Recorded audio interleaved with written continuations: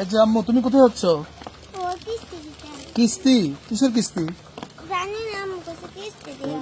দেখি বইটা দেখি। কিসের কিস্তি দেখি একটু।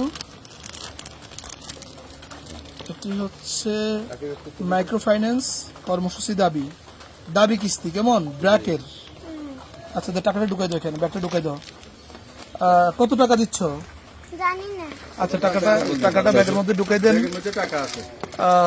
এই ছোট্ট মেয়ে পানিতে ডুবে যাচ্ছে, তো তোমার কি ভয় লাগতেছে না যে তুমি তো সামনে ডুবে যাবা? সাঁতার পারো? আচ্ছা, তুমি বাসায় চলে যাও। কেমন? তোমার বলে চেয়ারম্যান সাহেব না করেছে, এখন কোনো কিস্তি লাগবে না, এই সকল কিস্তি দেওয়া লাগবে না। এগুলো পরবর্তীতে যখন পরিবেশ ভালো হবে তখন কিস্তি দিতে হবে। কেমন? যে আমি কিস্তি যারা নিচ্ছেন ব্র্যাক এবং বিভিন্ন দাবি, বিভিন্ন সমিতির আশা এবং গ্রামীণ এনজিও, যে সকল সমিতির লোকজন কিস্তি নেন, মেহেরবানি করে আপনার এই দুঃসময়ে কারো থেকে কিস্তি দাবি করবেন না।